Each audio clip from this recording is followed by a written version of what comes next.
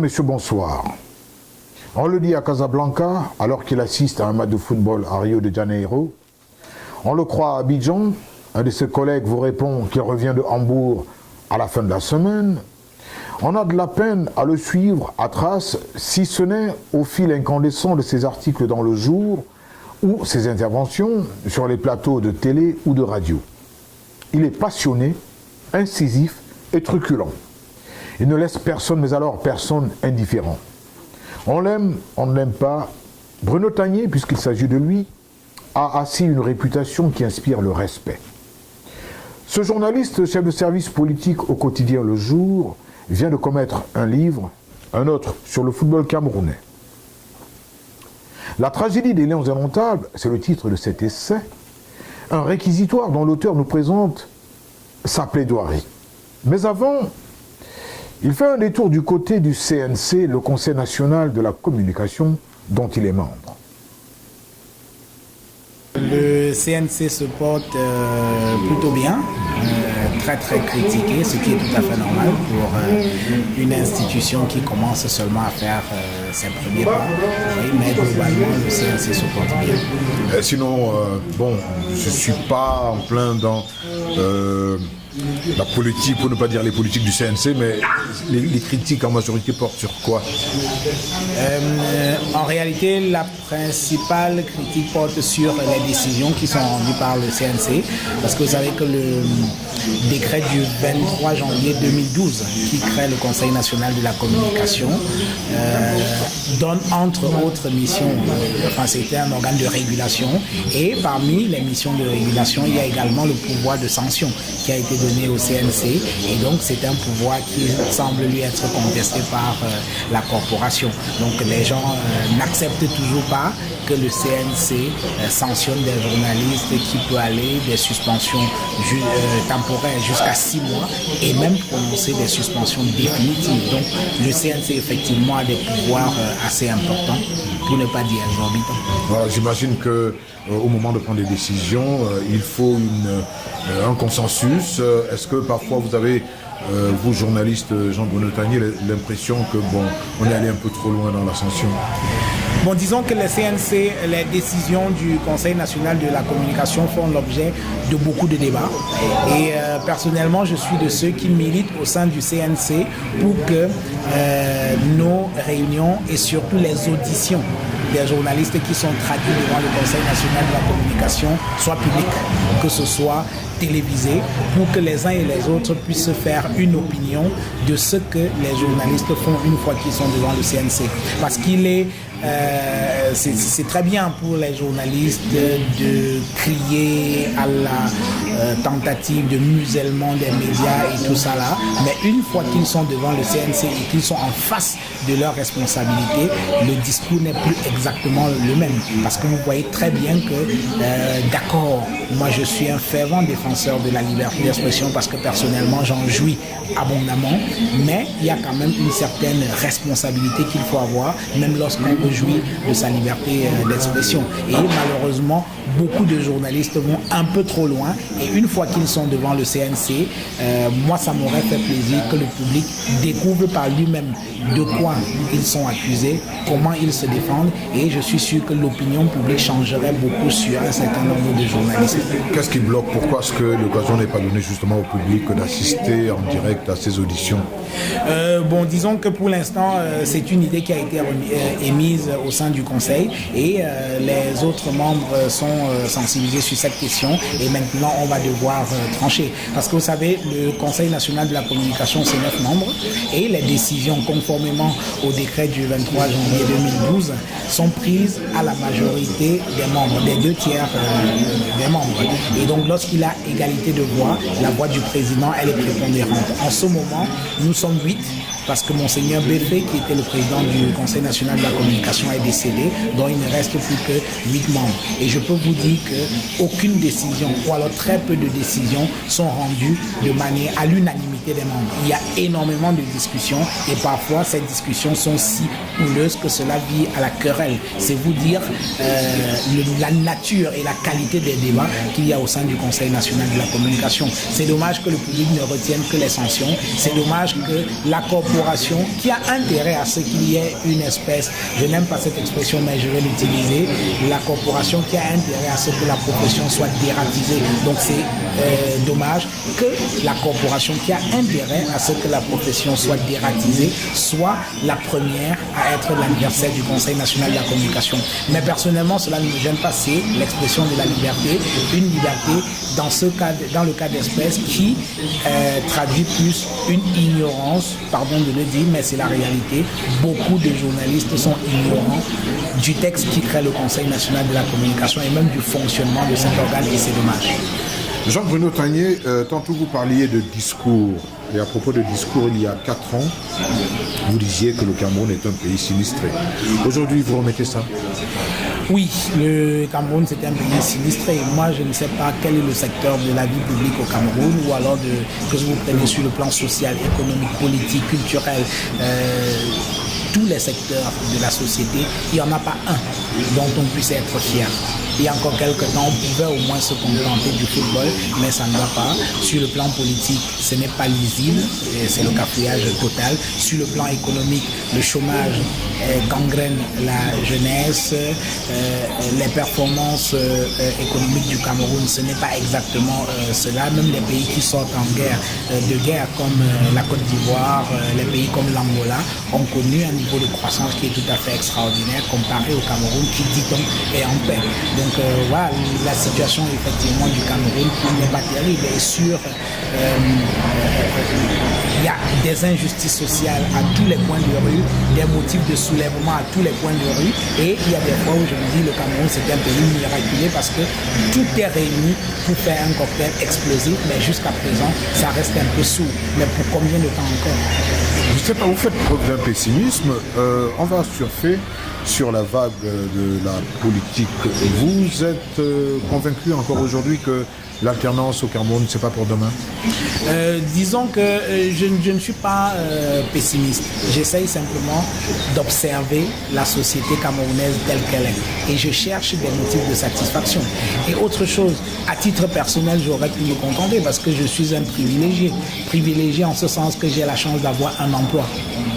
Mais j'habite, je côtoie des gens chaque jour qui se battent pour essayer de vivre, qui travaillent dur mais n'arrivent pas à joindre les deux bouts. Ils sont incapables de payer le loyer pour ceux qui en ont. À 30 ans, les gens habitent encore en famille, pas parce qu'ils sont des feignants, mais simplement parce que ceux qui dirigent ce pays n'arrivent pas à trouver des formules qui permettraient aux gens d'avoir suffisamment d'emplois, aux gens d'avoir des initiatives. D'accord, on va me dire que les gens peuvent créer eux-mêmes leurs emplois, mais réussir à créer un emploi ou alors réussir à s'auto-employer, il faut qu'il y ait un environnement propice pour ce genre de choses. Or, malheureusement, vous avez regardé le Doing Business, le Cameroun a régressé de 10 rangs et dans tous les autres classements internationaux sur le plan économique. Cela signifie que l'environnement économique au Cameroun est mauvais. Ça, ce sont des faits. On n'a pas besoin d'être pessimiste pour constater ça. Ça, ce sont des faits qui sont têtus. Donc, aujourd'hui, il est difficile de pouvoir faire les affaires au Cameroun parce que la corruption a gangréné le milieu des affaires. Il n'est pas possible pour un entrepreneur d'arriver au Cameroun, d'obtenir un titre foncier dans des délais raisonnables. Ça, ce sont des indicateurs qui sont tout à fait objectifs et qui montrent que malheureusement le pays est sinistré. Donc, au lieu de reprocher aux gens d'être pessimistes, moi je pense qu'il serait de bon ton pour le gouvernement et pour tous ceux qui ont la charge de diriger ce pays de réfléchir à des solutions. Vous savez, quand le dernier classement Doing Business qui met le Cameroun au 178e rang, je crois, dans le Doing Business, quand ce classement il est sorti, moi j'ai entendu les membres du gouvernement et un certain nombre d'affidés crier à reçu le baudet. Moi j'ai trouvé ça complètement irresponsable. Le Doing Business c'est un classement objectif. De toutes les façons, c'est un indicateur qui permet à tous ceux qui veulent aller investir dans un pays de se lancer ou non. Et au lieu donc de crier sur a reçu le baudet comme ils l'ont fait, moi je pense qu'il est plus intelligent de regarder qu'est-ce qui fait problème, comment améliorer notre classement et d'avancer plutôt que de dire qu'on est contre nous et qu'on serait victime d'un complot ourdi par je ne sais qui. Voilà, donc moi je pense que il faut être peut-être optimiste, mais l'optimisme doit être basé sur quelque chose de concret et non pas un optimisme qui est simplement basé sur des fantasmes. Jean-Bruno, vous venez de commettre un livre sur les lions, un deuxième, encore un autre comme qui dirait, sur les lions indomptables, la tragédie des lions indomptables du Cameroun. Est-ce exagéré de dire que ce livre est une espèce de réquisitoire? Ce n'est pas exagéré, je l'ai voulu comme tel. J'ai voulu faire un réquisitoire sur la manière de fonctionner du football camerounais, sur les lions indomptables, parce que cette équipe nationale était la vitrine il y a encore quelques années, mais aujourd'hui c'est l'objet de toutes les humiliations, l'objet de toutes les hontes. Vous savez, j'ai eu la chance d'accompagner les lions indomptables dans un certain nombre de compétitions et je vous assure, ce n'est pas beau quand vous êtes journaliste dans les gradins d'un stade où il y a 30 000 personnes ou alors 40 000 personnes et de se voir humilié comme on l'a été au Brésil. Moi, je pense que c'est quelque chose qui devrait nous préoccuper. Surtout que nous ne sommes pas tellement humiliés parce qu'on n'a pas les capacités. On a des capacités, mais malheureusement, c'est le management de l'équipe nationale de football du Cameroun qui fait problème, si on veut parler de l'équipe nationale. Mais avant même d'arriver à l'équipe nationale du football du Cameroun, c'est la politique même du football au Cameroun qui n'existe plus. Il n'y en a pas. Parce que jusqu'à présent, ceux qui dirigent ce pays se sont contentés des résultats. Mais malheureusement, ils n'ont pas fait un travail de fond qui devrait permettre d'obtenir des résultats. Et aujourd'hui, on va d'échec en échec, simplement parce qu'il n'y a pas de vision. Les gens n'ont pas travaillé pour que sur le long terme, on continue d'avoir des résultats. Vous savez, les succès d'hier nous ont profondément ensommeillés, nous ont profondément obnubilés. On n'a pas pensé qu'à un moment donné, ceux qu'on battait hier vont faire des efforts pour essayer de retrouver le bon niveau. Et pendant ce temps, nous avons dormi sur nos lauriers et aujourd'hui, ça coince. Bon, je ne sais pas, en refermant votre livre, j'ai eu comme un sentiment de déjà-vu, de déjà entendu. On a tellement parlé de ce football, de cette équipe de Lyon, qu'on ne sait plus par où sortir. Et je me dis, vous vous attendez à quoi quand vous écrivez ? Il ne faut justement pas s'arrêter d'écrire. Je pense que l'histoire nous jugera. Parce que dans 20 ans, dans 30 ans, quand les gens vont observer ce qu'est devenu notre football en espérant qu'il changera, ou alors s'il reste toujours dans la même situation d'aujourd'hui, on va nous interroger, nous qui sommes journalistes. Où étiez-vous pendant que ce football-là fonctionnait de cette manière? Qu'avez-vous fait? Je vais sortir les ouvrages que j'ai dit pour dire, écoutez, moi j'ai fait ce que j'avais à faire en tant que journaliste, c'est-à-dire de mettre le doigt sur la plaie, de toucher et de taper là où ça fait mal, que ça plaise ou non, mais je le fais parce qu'il est de ma responsabilité en tant que journaliste de dire ce que j'ai vu, de dire ce que j'ai entendu. Je pense que c'est le moins que l'on puisse faire. On ne peut pas, sous le prétexte qu'on a déjà entendu, laisser faire. Non, on doit continuer d'en parler. Et effectivement, en écrivant ce livre, je me suis rendu compte que les problèmes du football camerounais ou alors les problèmes des lions indomptables se reproduisaient de manière cyclique, de manière quasi sisyphéenne. Et moi, je me suis dit, c'est parce qu'on n'a pas suffisamment insisté. C'est parce qu'on n'a pas été suffisamment rude. C'est parce qu'on n'a pas été suffisamment véhément dans la manière de dénoncer ce qui se fait dans le fonctionnement du football camerounais. Parce qu'à un moment donné, ils vont être obligés d'écouter, j'en ai la conviction. Ce qu'on dit du football, on peut également le dire de la santé, de l'éducation et de tout ce qu'on peut imaginer dans ce pays. C'est quelque peu paradoxal. Vous faites allusion à justement cette pierre de Sisyphe, que ce soit sur le plan des réunions entreprises pour promouvoir ce sport camerounais et dans la moindre mesure le football, que ce soit dans la dénonciation par les journalistes et autres écrivains et autres critiques de ce sport et de ce football. Mais est-ce que vous avez le sentiment que vous n'avez pas le sentiment que vraiment on va continuer à rouler cette pierre? Je pense qu'on ne l'a pas assez roulé. Quand je regarde la littérature sur le football camerounais et sur les lions indomptables, elle n'est pas énorme. elle n'est pas énorme. Quand vous regardez, il y a Maître Charles Nguini qui est aujourd'hui à la Fédération camerounaise de football qui a écrit un livre sur les Lions indomptables, j'oublie un peu le titre. Charles Akeba Yene a écrit, j'ai écrit, Jean Lambernon a écrit, Joseph Antoine Bell a fait sa biographie, Junior a fait. Mais en réalité, c'est la nature de ces ouvrages diffère. Si on prend le livre de Jean Lambernon qui dénonce, qui est assez violent, qui est assez incisif, on prend le mien, je pense, vous me démentirez peut-être qu'il est assez incisif lui aussi, mais il n'y en a pas beaucoup qui sont comme ça. Les gens se contentent peut-être de raconter leur expérience et leurs droits, mais je pense qu'il faut multiplier des ouvrages qui sont incisifs, qui essayent de toucher les différents... là où il y a des problèmes, qui essayent de les identifier. Je pense que si on multiplie des ouvrages comme ça, là, le public va se rendre compte que cette affaire-là ne peut plus continuer comme ça. Mais Jean-Bruno, toutes ces réunions justement organisées, d'ailleurs on les retrouve dans votre livre sur la recherche des solutions en vue de redresser notre football, mais c'est des milliers de pages. Oui, disons que si on veut parler des réunions au Cameroun, des séminaires, on en fait beaucoup, et dans tous les domaines. Il y a des séminaires chaque jour à Yaoundé, dans tous les domaines. Mais ce n'est pas mauvais en soi. Mais qu'est-ce qu'on fait des résultats de ces séminaires? Je suis d'accord avec vous, par exemple, sur le football. En 2010, j'en parle dans le livre, on a organisé les états généraux du sport, on a organisé le forum sur le football, qui était absolument magnifique.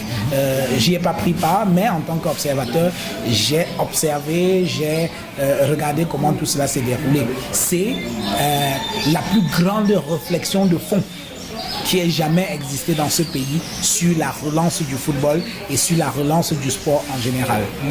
Mais les résolutions ont été prises. Il y a eu des projets de texte qui avaient été signés pour retrocéder en quelque sorte l'équipe nationale de football du Cameroun à la Fédération camerounaise de football, parce qu'à un moment donné, il y avait un bicéphalisme de fait dans la gestion de l'équipe nationale. On ne savait pas qui du ministère des Sports ou de la Fédération devait répondre des résultats ou alors des bons résultats ou alors des échecs. Donc en 2010, on a proposé un décret au président de la République. Le texte est rédigé, je l'ai, au chef de l'État pour qu'il soit promulgué. Qu'est-ce qu'il est devenu ce texte? Il allait mourir dans les tiroirs de la présidente de la République. Vous voulez qu'on fasse quoi? Donc le chef de l'État nous a fait perdre 4 ans, parce que c'est seulement en 2014 qu'il a promulgué, le 25 septembre 2014, un décret qui globalement rétrocède la gestion de l'équipe nationale à la Fédération camerounaise de football. Mais jusqu'à présent, il y a encore des décrets d'application qui sont attendus. Donc vous voyez qu'il y a une absence de volonté politique. Les gens refusent de faire fonctionner notre football. Je ne sais pas si c'est de la fainéantise, je ne sais pas si c'est de l'incompétence, mais j'avoue que ça ne peut pas être de l'incompétence, parce qu'il y a des gens compétents. Je vous dis qu'il y a eu des travaux qui ont été menés en 2010, le forum et puis les états généraux. Donc c'est une absence de volonté politique tout simplement. Jean-Bruno Tanier, on va revenir justement sur le président de la République, le président Biya, dont vous parlez dans le livre.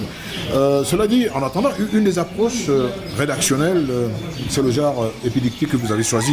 Et là, il faut avouer que vous n'y allez pas avec le dos de la cuillère. Votre plume, par moment, est particulièrement acerbe dans le portrait que vous faites de certains personnages, dont Eto, en l'occurrence. Eto, dont le nom apparaît, j'ai compté 100 fois dans les 70 premières pages du livre. 100 fois, il faut avouer que ce n'est pas rien. Oui, c'est symptomatique de la place que cet homme a occupée dans le football camerounais, dans les Lions indomptables. Il faut dire qu'il est impossible, je dis impossible, de faire un travail de recherche sur les Lions indomptables du Cameroun aujourd'hui sans parler de Samuel Eto'o-Fils. Sauf si vous voulez faire un travail bâclé, sauf si vous voulez faire quelque chose de léger. Parce que pendant pratiquement 15 ans, il a marqué l'équipe nationale de football du Cameroun, en bien et en mal, malheureusement. En bien parce qu'à ce jour, il reste le meilleur buteur de l'histoire des Lions orientales, meilleur buteur de l'histoire de la Coupe d'Afrique des Nations.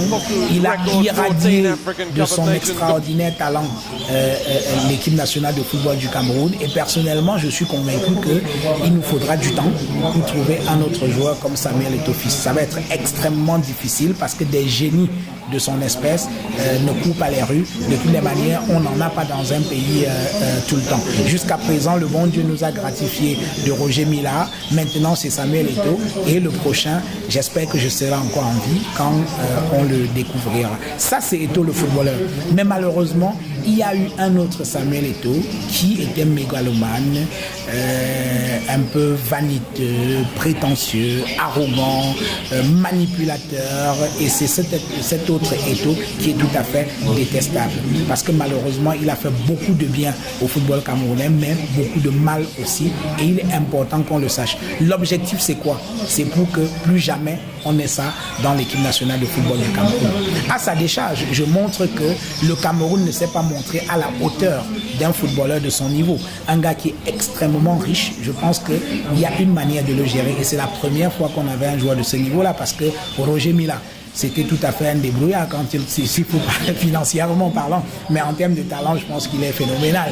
Mais financièrement, Roger Mila n'était rien du tout. Donc, moi, j'ai discuté avec un ancien ministre des Sports qui m'a dit, je peux le citer, c'est Mbombo Njoya, qui m'a fait l'amitié de me recevoir quand je préparais ce livre. Et il m'a raconté qu'à l'époque où il était ministre des Sports, tous ces joueurs venaient signer un engagement devant lui. Un engagement comme quoi il devait respecter la discipline, respecter le règlement et tout et tout. Et il me dit, chaque fois qu'on nomme des ministres aujourd'hui, ils viennent me voir, monsieur le ministre, majesté, comment je peux faire pour être un bon ministre des Sports? Il me dit, mais monsieur le ministre, si je vous le dis, vous ne me croirez pas et vous allez mourir de rire. À l'époque, moi je donnais des ordres à ces enfants-là, ils les écoutaient, Milabel et tout ce que vous voyez là, ils m'écoutaient. Mais aujourd'hui, ce n'est pas possible. Le dernier de ces joueurs-là touche 10 fois plus que vous. Donc, il faut trouver une nouvelle manière de leur parler. Donc, à ce niveau-là, on peut dire que le Cameroun a péché en ce sens qu'il n'a pas su gérer ce garçon. Mais quand même, il y a des actes que ce garçon a posés, et j'en parle dans le livre, qui relèvent plus de la folie, de la mégalomanie que de toute autre chose. On ne fait pas ça quand on aime son pays comme il prétend l'avoir aimé. Oui, la peinture que vous faites de Samuel Eto'o vous amène à dire qu'après son départ, pratiquement 90% des problèmes des Lions sont résolus. Vous croyez encore à ça aujourd'hui? Oui, et je maintiens ce que j'ai dit. Il semble que ça fait couler beaucoup d'encre et de salive. Je répète ce que j'ai dit et je le maintiens. 90% de problèmes de vestiaire des Lions indomptables ont été résolus par la mise à l'écart de Samuel Eto'o. 90%. Et je maintiens cela, ce sont des faits. Nous avons été dernièrement à la Coupe d'Afrique des Nations sans lui. Il n'y a pas eu de problème, de gros problèmes dans les vestiaires. Les problèmes ont été fantasmés justement par un certain nombre de journalistes qui sont à la solde de Samuel Eto'o, qui avaient intérêt à donner l'impression que depuis son départ, rien n'a changé. Mais c'est faux. On a prétendu que Stéphane Biya a bagarré avec Clinton J. C'est faux. On a prétendu que les joueurs ont fait une grève et tout ça. C'est absolument faux. Tous ces problèmes ont été fantasmés. La preuve, aucun média sérieux au Cameroun n'en a parlé. Vous l'avez lu où? Sur un site internet qui est très proche de Samuel Eto'o, qui s'appelle Mboa Football, donc il n'est pas du tout crédible. Et vous allez écouter également sur une chaîne de radio dont il est le principal financier. Mais prenez les archives des journaux camerounais. Vous prenez Mutation, vous prenez Le Jour, vous prenez Cameroun Tribune, vous prenez Le Messager, vous prenez tous les médias sérieux. Aucun d'eux ne va vous décrire les crises qu'il y avait au sein de cette équipe nationale pendant cette dernière Coupe d'Afrique des Nations où on est allé sans Eto'o. Or, pendant Eto'o, qui a fait Marrakech Gate? C'est Eto'o, j'en parle dans le livre. Qui est-ce qui à chaque fois rappelait à tel joueur, tant que je suis là, tu ne joueras plus? C'est Eto'o. Les témoignages des joueurs sont là. Donc ce sont des faits et moi j'en parle. Je prends le risque d'en parler parce que on peut me jeter tous les anathèmes qu'on veut, mais je prends le risque d'en parler parce qu'il est important que les gens sachent ce que ce garçon a fait. Il a beaucoup fait pour l'équipe de Cameroun, mais il a tué toute l'œuvre qu'il a réalisée au sein de cette équipe pendant près d'une quinzaine d'années par son côté un peu mégalomane. Il faut le savoir. Une petite anecdote pour ceux qui n'ont pas encore lu le livre. Vous imaginez, on est en plein regroupement en Bankomo. On prépare le match contre la Libye, éliminatoire pour la Coupe du Monde de 2014. Samuel Eto'o a un gendarme qui le suit partout comme un chien. un gendarme qui lui sert de garde du corps en plein regroupement de l'équipe nationale du Cameroun. Quand il va dans sa chambre, le gendarme est derrière, il est devant sa porte. Quand il a besoin du coach, il envoie le gendarme appeler le coach pour qu'il vienne dans sa chambre. Quand il faut manger, il ne mange pas avec ses coéquipiers, il ne porte pas les mêmes maillots que ses coéquipiers, soi-disant que Iya Mohamed et sa bande veulent l'empoisonner, vous imaginez. Et à un moment donné, c'est insupportable, le coach n'en peut plus. Il se plaint chez le ministre qui est impuissant, il se plaint aux responsables de la Fédération camerounaise de football qui sont également impuissants, et comment ils gèrent ce genre de situation. Un jour, Assou Ekoto, lui aussi, n'était pas tellement indiscipliné, mais il a des problèmes avec la nourriture. Il aime des frites. Assou Ekoto, c'est connu. Oui, il aime les frites. Il aime manger des frites. Et donc, il ne bouffait pas avec tout le monde. Il faisait un peu la tête. Et un jour, le coach, à la fin d'une séance d'entraînement, dit Benoît, il faut que tu montes dans ma chambre, je vais te parler. Et quand il monte dans sa chambre, le coach lui dit, alors Benoît, tu n'es pas professionnel. Tu ne manges pas avec tes coéquipiers, tu fais ce que tu veux, ce n'est pas professionnel. Si tu continues comme ça, je te mets hors de mon équipe, je te mets en dehors de mon équipe et on n'en parle plus. Benoît lui dit, ok coach, d'accord, il n'y a pas de souci. Je suis d'accord, sanctionne-moi. Je suis d'accord avec toi, tu as tout à fait raison. Mais qu'est-ce que tu fais du capitaine? Le capitaine a son kinésie. Ça, c'est Benoît Assou Ekoto qui le dit au coach. Oui. Il dit, le capitaine a son kinésithérapeute personnel. Le capitaine a un gendarme qui le suit partout. Là. Il a un bodyguard personnel. Le capitaine ne mange pas avec nous. Il ne porte pas les mêmes maillots que nous. Ok, sanctionne le capitaine et tu me sanctionnes aussi, ce sera justice. Vous voyez? Oui, dans le livre, vous parlez de ces journalistes aux ordres et vous faites allusion à une intervention d'un journaliste qui disait au coach que la majorité des Camerounais en voulaient au coach et qu'au lendemain du match contre je sais plus à Côte d'Ivoire, est-ce que le coach était prêt à partir ou à accepter une démission? Et vous êtes assez dur avec ce journaliste. Oui, disons que s'il avait dit gentiment, comme vous le dites là, ce serait très bien. Mais moi, j'ai été choqué en tant que journaliste camerounais parce que cette question qui avait été posée d'une manière tout à fait sauvage, brutale, a fait le tour des médias occidentaux. Canal+ a fait une émission spéciale là-dessus pour parler de la véhémence des journalistes camerounais. Je dis non. Ce n'est pas les journalistes camerounais. Ce n'est pas les journalistes camerounais. C'est un individu qui s'est comporté en mercenaire et qui est venu à la compétition pour ça. Je sais de quoi je parle.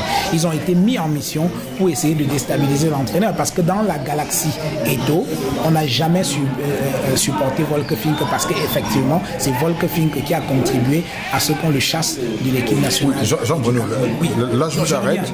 Oui, je vous arrête pour une minute parce que nous sommes en page 18. Oui.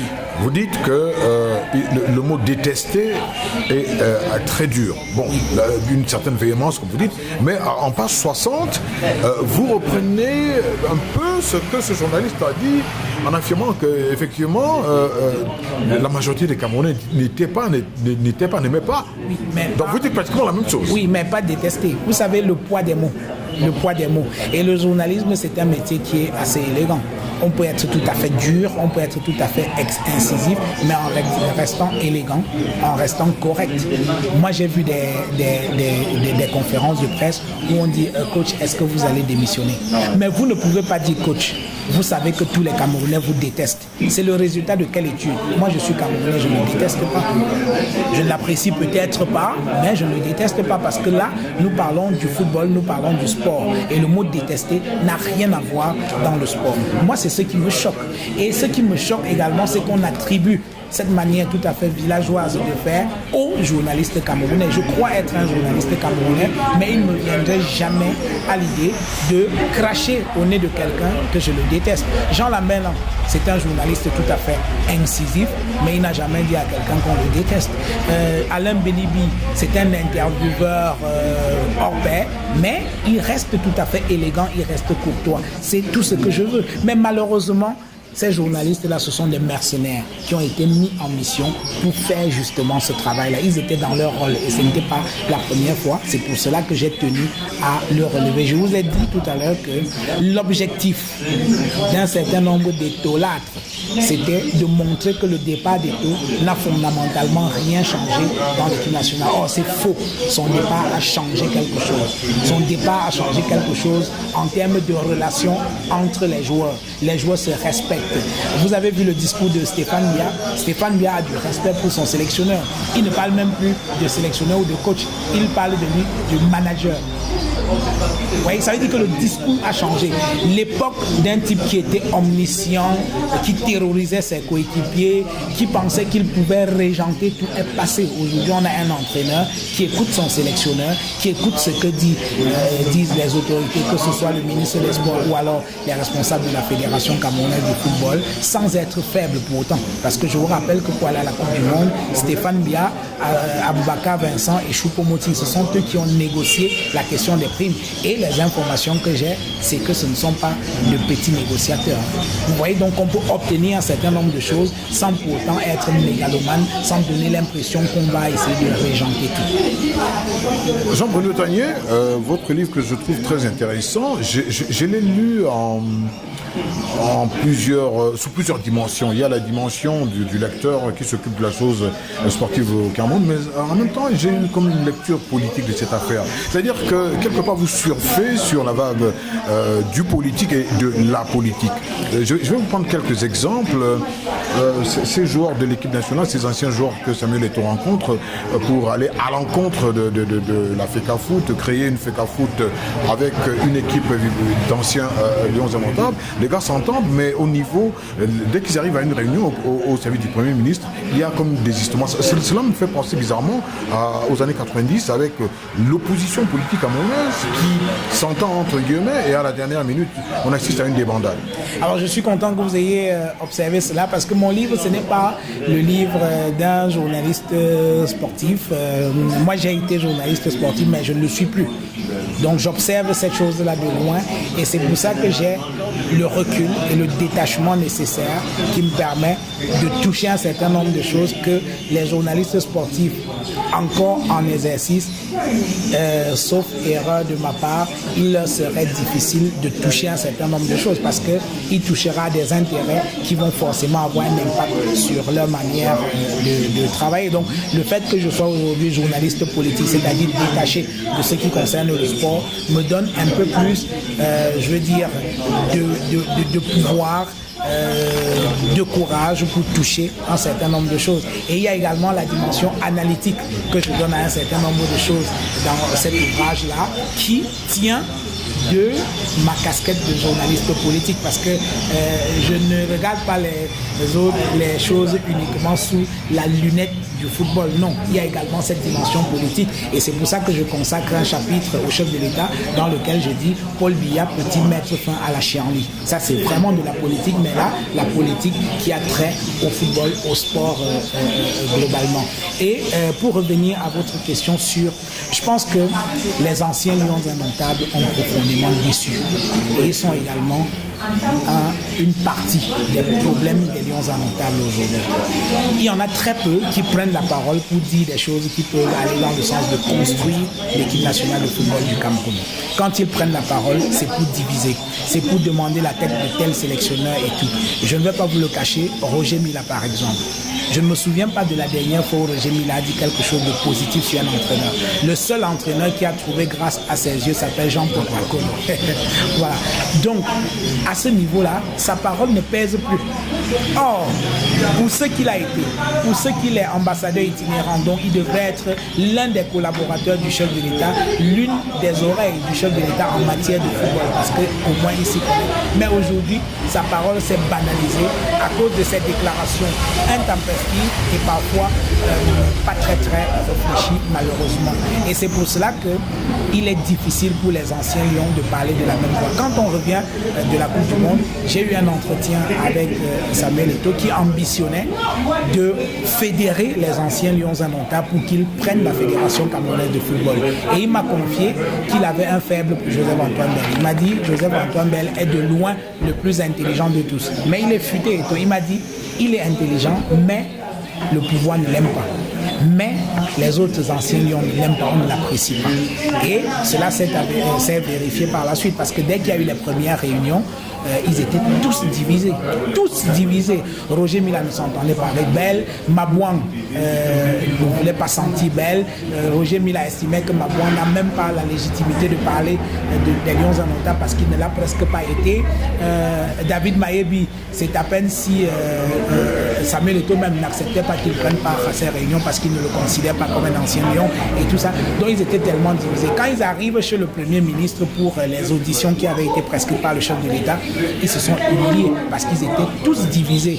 Quand Michel était considéré comme un traître, Mabouan, ainsi de suite. Donc c'était c'était tout sauf un bloc uni par la même vision, par le même amour qu'ils disent avoir pour le football, mais en réalité ils n'aiment que l'argent du football et les petits avantages qu'ils veulent tirer de ce football-là. Et je sais de quoi j'en parle. J'ai donné des éléments dans le livre. Ils ont bouffé près de 350 millions de francs CFA à Samuel Eto'o. J'en parle dans le livre parce que Eto'o a financé un truc qui s'appelait le comité pour le redressement du football camerounais, à l'époque qui ambitionnait de chasser Iya Mohamed à l'Africa Foot, et Eto'o a saigné. Il a mis près de 350 millions de francs sur la balance. Ils ont bouffé cet argent, ils n'ont rien foutu du tout. Et dernièrement, quand ils se réunissent pour prendre, disent-ils, l'Africa Foot, et c'est toujours l'argent qu'ils mettent en avant. Il y a un d'eux, j'en parle dans le livre, qui dit qu'il faut 200 millions pour essayer de corrompre les journalistes pour qu'ils lynchent les responsables actuels de l'Africa Foot pour mieux les positionner. Et c'est Mabouan qui a sauvé les 200 millions parce qu'il a appelé Eto'o discrètement pour lui dire Samuel, ses aînés veulent te voler. Moi je ne vis pas au Cameroun, mais chaque fois que je viens dans ce pays, je n'ai jamais payé 5 francs pour être interviewé par un journaliste. Est-ce que Bell a besoin d'être payé pour être interviewé par un journaliste? Non. Est-ce que Roger a besoin d'être payé pour être interviewé par un journaliste? Non. Il dit Samuel, ses aînés veulent te voler. Et tout lui a dit merci, il l'a embrassé. Voilà. Donc c'est des gens, je ne suis pas sûr qu'ils aiment vraiment le football camerounais. Et nous avons vite fait, nous autres lecteurs, d'établir un parallèle pour revenir à ce que je vous disais, entre justement ce groupe-là et l'opposition politique camerounaise qui n'arrive pas à s'entendre pour aller au moment des élections, par exemple, pour contrer le RDPC. Autre lecture politique, il y a une espèce d'intertextualité là que vous faites avec le départ de Eto'o, que certains ont même assimilé à un départ de Paul Biya. Je peux voir un peu pour dire qu'il est évident, je ne sais plus si c'est le messager, qu'avec Eto'o parti, les Lions c'est ok, on pourrait s'imaginer Biya partant et un Cameroun ok. Ah oui, et ça me fait plaisir parce que ça c'est même des aspects que j'avais oubliés et que j'évoque dans ce livre-là, parce que aujourd'hui tout le monde donne l'impression que je suis seul à avoir observé que le départ d'Eto'o avait changé quelque chose. Mais lisez le messager quand le Cameroun s'est brillamment qualifié pour la Coupe d'Afrique des Nations. Le messager a fait un joli parallèle entre ce que sont devenus les Lions indomptables et ce que deviendrait le Cameroun si Biya partait et était remplacé par quelqu'un de plus jeune. Et il y a également un excellent chroniqueur dans le jour qui s'appelle Patrice Etundi Mbala. Il dit quand les rois meurent, parce que et il a essayé avec le style que vous lui connaissez, il dit quand un roi est encore en vie, on a l'impression que le royaume ne peut pas fonctionner sans lui. Mais le jour où il meurt, on se rend compte que le jour se lève. On se rend compte que les oiseaux continuent de chanter. On se rend compte que le pays continue même d'avancer et peut-être même mieux. Et c'est ce qui s'est passé avec le départ de Samuel Eto'o. C'est pour ça que je vous dis, le départ de Samuel Eto'o, je le maintiens, a résolu 90% des problèmes de vestiaire des Lions indomptables. Pas les problèmes des Lions indomptables, non, parce que les problèmes des Lions indomptables existaient avant que Eto'o n'arrive. Et donc, il serait complètement irresponsable de lui attribuer 90% des problèmes des Lions indomptables. Mais des problèmes de vestiaire du temps où il était dans cette équipe nationale, c'est lui. Et c'est pour cela que sa mise à l'écart, on a fait un parallèle pour dire mais après tout, Si on chasse Samuel Eto'o avec quelques autres fauteurs de troubles de cette équipe-là, on ne les remplace pas des jeunes. Le gardien des Lions indomptables, c'était qui? Fabrice Ondoa, 19 ans. Quand le sélectionneur l'a aligné pour la première fois, on l'a traité d'irresponsable. On dit, mais attends, comment est-ce qu'on peut confier les buts des Lions indomptables à un bébé de 19 ans? Tout le monde a demandé que Kameni revienne. Le coach a tenu bon. On a vu des résultats. C'est l'un des rares bons joueurs qu'on a eu, que ce soit pendant la Coupe d'Afrique des Nations. Vous avez vu des petits-enfants comme les Clinton J qui ont tout à fait été explosifs pendant les éliminatoires. Et le sélectionneur a commis la bêtise de changer l'équipe qui lui a permis de se qualifier pour la Coupe d'Afrique des Nations. Ça, c'est sa plus grande faute pendant cette compétition. C'est tout à fait paradoxal. Je ne sais pas quelle mouche a bien pu le piquer. Donc, il ne faut pas que les gens aient peur. Parce que ce qui me tue dans ce pays, c'est que les Camerounais ont peur du changement. Les Camerounais n'aiment pas le changement. Les Camerounais, c'est des conservateurs. C'est même des réactionnaires. Beaucoup de Camerounais sont des réactionnaires. Les gens ont peur du changement. Elle enseigne que même au niveau de l'Africa Foot, la finale de la Coupe du Cameroun, on ne peut pas dire exactement quand elle aura lieu parce que tout doit venir de la présidence de la République. Mais oui, c'est en cela que je dis que le chef de l'État porte une grosse part de responsabilité dans la mort du football camerounais. Aujourd'hui, quand je prends rien que l'exemple de la finale de la Coupe du Cameroun de football, moi quand j'étais élève au lycée, j'ai vu quand Panthère de Banganté a joué la finale de la Coupe du Cameroun, je crois en 88 contre Racine de Bafoussam. J'étais au lycée classique de Banganté. C'était un événement. On a vu à la télévision comment c'était une grande fête du football. Il y avait du monde au stade, le match se jouait à guichet fermé. Mais de nos jours, les gens se qualifient pour la finale de la Coupe du Cameroun, mais pendant 3 mois, on attend que le chef de l'État daigne trouver une minute dans son emploi de temps très chargé pour venir présider cette finale de la Coupe du Cameroun. Pardon. Du coup, quand la finale se joue enfin, il n'y a plus d'engouement, les joueurs sont fatigués, on les surprend parce que parfois on appelle les responsables de l'Africa Foot le vendredi pour leur dire le chef de l'État préside la finale dimanche et les joueurs rappliquent immédiatement, s'ils sont à Garoua, ils prennent rapidement le train pour se retrouver à Yaoundé. Est-ce qu'on peut faire un bon spectacle dans ces conditions-là? Honnêtement, quand je dis ce genre de choses qui sont des faits, que me reproche-t-on?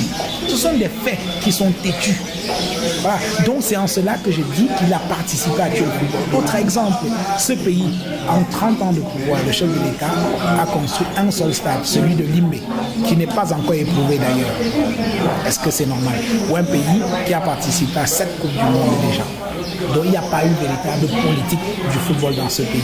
La seule politique qui va jouer, c'est la politique des résultats. Et ils pensent que les résultats s'obtiennent uniquement par le limogeage des entraîneurs et par le remplacement. Parce qu'il y a une frénésie dans le limogeage et le recrutement des entraîneurs que je trouve complètement démentiel. On va sortir par la préface de Jean-Pierre Tokoto, une très bonne préface.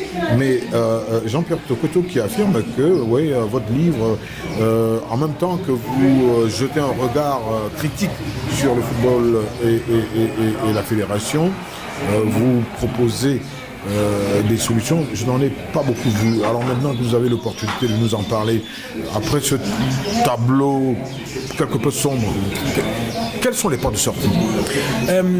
Personnellement,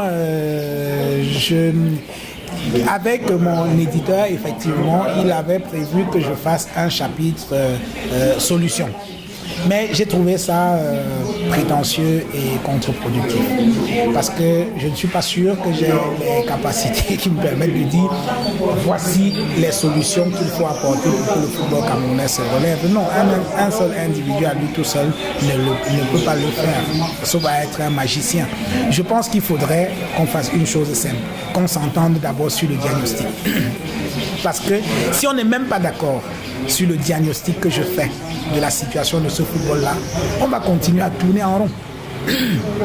Parce que si, après un livre de 318 pages, tout ce qui intéresse les gens, c'est de dire non, il a parlé de Samuel Eto'o. Pourquoi on ne doit pas parler de Samuel Eto'o? Pourquoi ne doit-on pas se parler de Samuel Eto'o? Vous voulez qu'on se retrouve dans quelques années avec un autre Samuel Eto'o qui sera encore plus dangereux que le premier? Non, moi je le fais pour attirer l'attention des gens sur la nécessité de faire attention. Je dis plus jamais ça. Eto'o, on va le vénérer, le footballeur. Mais l'homme, il a posé des actes qui sont inacceptables et il faut appuyer là-dessus pour que les jeunes joueurs qui arrivent en équipe nationale comprennent que le drapeau du Cameroun est plus important que leurs petits égos. Ça, c'est quelque chose de très, très important. Maintenant, quand je dis que le chef de l'État a une part de responsabilité dans le désastre du football camerounais, est-ce que c'est faux? Si on n'est pas déjà d'accord sur ce genre de choses, si on n'est pas déjà d'accord pour reconnaître que le régime du président Biya n'a pas une politique du football, si on n'est pas d'accord sur ces petites choses-là, sur ces prolégomènes-là, ça ne vaut pas la peine de dire, bon, comme solution, il faut faire ci, il faut faire ça. Quand je dis que limoger le sélectionneur Volker Finke n'est pas la solution, les gens estiment que je suis corrompu par le sélectionneur, c'est un problème. C'est une simple question de logique, parce que je dis une chose simple. Depuis 2002, le Cameroun n'a remporté aucun titre. Mais une vingtaine de sélectionneurs sont passés. C'est-à-dire quand on essaye de faire le ratio, c'est environ un entraîneur par an. Et parfois, certaines années, on a eu 2 entraîneurs en un an. On ne peut pas s'en sortir de cette manière-là. C'est une simple question de bon sens, de logique. La stabilité sur le banc de touche, c'est un atout. Et vous ne pouvez pas être tout le temps en train d'utiliser les sélectionneurs comme des espèces de moutons sacrificiels alors que les problèmes se trouvent ailleurs. Travaillons notre football. Le championnat ne vaut absolument rien aujourd'hui. Quand on va au stade Amadou Ahidjo aujourd'hui, on s'ennuie. Le stade est complètement vide, le spectacle est mièvre. Vous regardez au niveau des équipes des jeunes, les juniors, les cadets sont laminés dans toutes les compétitions. Dès le premier tour, parfois, ils ne se qualifient même pas. Le championnat d'Afrique des Nations consacré aux équipes qui jouent sur le plan local. Le Cameroun n'a jamais réussi à franchir le premier tour. La première édition, on n'était même pas qualifié. Voilà les problèmes réels de notre football. Et tant qu'on ne les a pas résolus, on ne peut pas croire que les Lions indomptables vont faire des miracles quand toute la chaîne est complètement pourrie. C'est ça le problème. Jean-Bruno Tanier, et demain, le Cameroun? Moi, j'ai espoir qu'un jour, ce pays changera, que des gens patriotes vont prendre le pouvoir bon, quand je dis prendre le pouvoir, vont diriger ce pays, que les gens vont occuper des fonctions parce qu'ils sont compétents, parce qu'ils ont quelque chose à apporter à ce pays et non pour leur filiation ou pour leurs origines. J'ai foi que les jeunes, parce que les jeunes au Cameroun, contrairement à ce que les gens peuvent dire, sont très très dynamiques, mais malheureusement ils sont dans une espèce de camisole de force qui ne leur permet pas de s'exprimer, d'exprimer leur talent. J'ai foi en la jeunesse de ce pays, mais vous savez, c'est la tête qui détermine tout le reste.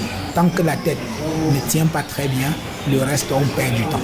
Tous les pays qui sont un peu développés, qui marchent un peu, même en Europe, un peu partout aujourd'hui, ont des dirigeants qui sont jeunes, qui sont dynamiques, qui sont capables d'enchaîner 5 voyages en une semaine dans le monde pour les intérêts de leur pays, qui peuvent enchaîner des réunions de 6 heures et des réunions où on travaille. Ce n'est pas des réunions où on fait le culte de la personnalité d'un individu.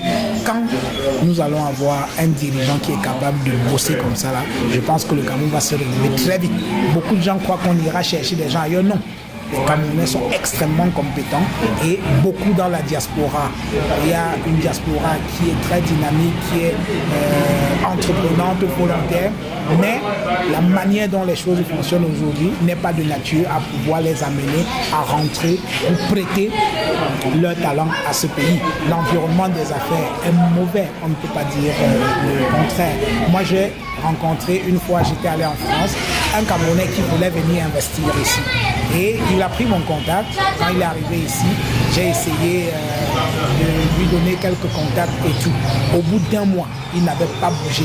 Il essayait d'obtenir un titre foncier sur un vaste terrain au niveau de Mfou, parce qu'il voulait faire des logements. Et en 1 mois, il n'a même pas réussi à obtenir un seul papier.